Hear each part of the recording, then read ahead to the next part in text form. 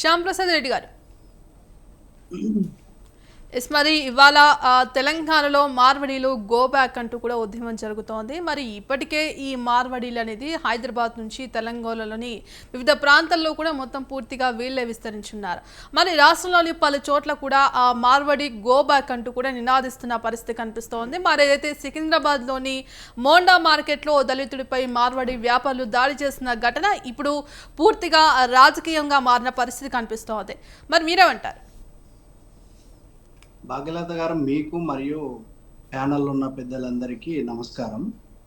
ఈరోజు భారతదేశం లౌకికంగా అన్ని మతాలు అన్ని కులాల ప్రాతిపదికన ఉన్నటువంటి భారతదేశంలో ఎవరు ఎక్కడైనా కూడా స్వేచ్ఛగా వ్యాపారం చేసుకోవచ్చు, ఏమంటారు బతుకు తెరువు కోసం రావచ్చు. కానీ ఇక్కడ ఉన్నటువంటి పరిస్థితి ఏంటంటే, ఏదైతే మార్వాడీస్ ఉన్నారో ఈ మార్వాడీస్ ఈరోజు తెలంగాణలో జీరో ట్యాక్స్ విధానం తీసుకొచ్చి వాళ్ళు ఎక్కడ కూడా ట్యాక్సులు చెల్లించకుండా ప్రభుత్వానికి వచ్చేటటువంటి ఆదాయాన్ని గండికొడుతూ, ఏదైతే సరుకులు ఉన్నటువంటి ఐఎస్ఐ మార్కు లేనటువంటివి 2వ నెంబర్ ఉన్నటువంటిది అందరు అమ్ముతున్నట్లు కాదు, కొంతమంది మార్వాడీస్ అమ్ముతున్నట్లుగా గత కొంతకాలంలో మార్వాడి మీద ఏదైతే ఈ కుల వృత్తులకు సంబంధించి ముఖ్యంగా ఏదైతే విశ్వకర్మలు ఉన్నారో, నాయని బ్రాహ్మణ్స్ ఉన్నారో, ఇట్లా మన కార్పెంటర్ వర్క్ కానీ ఇతర వర్క్ చేసే ప్రతి ఒక్కరు కూడా ఈరోజు మార్వాడీస్ చేయడం వల్ల మనకు ఉన్నటువంటి గ్రామీణ యువత అంతా కూడా ఉపాధి కోల్పోయేటట్టు ఒక పరిస్థితి ఉంది. ఈ ఉపాధి కోల్పోవడం వల్ల మనమేమో వాళ్ళ కింద కూలీలుగా మారేటటువంటి పరిస్థితి ఉంది. వాళ్ళు మన పైన పెత్తనం చేస్తున్నారు.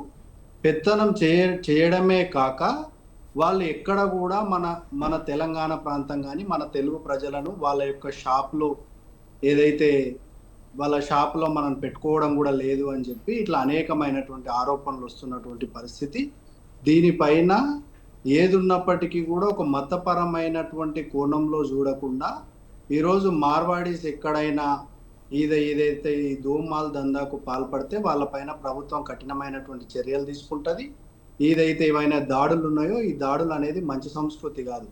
మనం వాళ్ళపైన దాడి చేయొచ్చు, వాళ్ళు మన పైన దాడి చేయొచ్చు, ఎవరిపైన దాడి చేయడం కూడా ఇది మంచి పద్ధతి కాదు. దేశవ్యాప్తంగా కూడా మన తెలంగాణ ప్రజలు ఇతర దేశాలు ఉన్నటువంటి సంగతి కూడా గుర్తుపెట్టుకోవాలి. సరే, ఈరోజు పార్టీకి అతీతంగా ఒక మానవతా దృక్పథంతో ఈరోజు మార్వాడీస్ అయినా ఎవరైనప్పటికీ కూడా ఉండొచ్చు.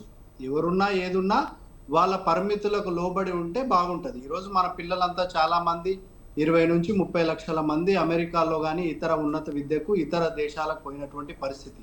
అక్కడి వాళ్ళు కూడా మన పైన తిరుగుబాటు చేస్తే అది కరెక్ట్ అయినటువంటి విధానం కాదు. మన నుంచి పోయినటువంటి వాళ్ళు కేవలం బ్రతకడానికి చదువుకోవడానికి పోతున్నటువంటి పరిస్థితి. అక్కడక్కడ కాస్త రాజకీయంలో కూడా మన తెలుగు ప్రజలు అమెరికాలో కానీ ఇతర ప్రాంతాల్లో గొప్ప పదవుల్లో ఉన్నటువంటి పరిస్థితి కూడా చూసినాం.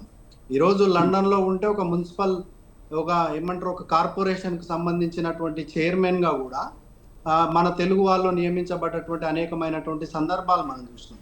కానీ ఇక్కడ మార్వాడీల విషయానికి వస్తే కేవలం కొంతమంది కుల వృత్తుల్లో కూడా గ్రామ స్థాయి నుంచి ఇక వాళ్ళు హైదరాబాద్ వరకు పూర్తిగా కూడా వాళ్ళు మొత్తం ప్రవేశించి వ్యవస్థనంతా నాశనం చేసే విధంగా, అందరని కాదు కొంతమంది వ్యవస్థనంతా నాశనం చేసే విధంగా ఈ పానీపూరి అనే సంస్కృతి తీసుకురావడం వల్ల మనం సాయంత్రం పూట ఈరోజు టీ మిర్చి తినేటటువంటి సంస్కృతి పోయి పానీపూరి తినేటటువంటి సంస్కృతి వచ్చింది.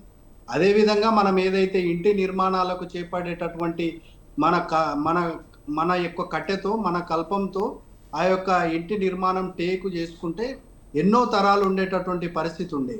ఈరోజు వాళ్ళు రెడీమేడ్ వ్యవస్థను తీసుకురావడం వల్ల ఆ రెడీమేడ్ వ్యవస్థ వల్ల మనకి ఇక్కడ ఉన్నటువంటి విశ్వబ్రాహ్మణులు మొత్తం కూడా సమూలంగా నాశనం అయ్యేటటువంటి పరిస్థితి ఉంది. అంటే ప్రభుత్వాలు కూడా ఆలోచించాలి, వెసులుబాటు అనేది కల్పించాలి.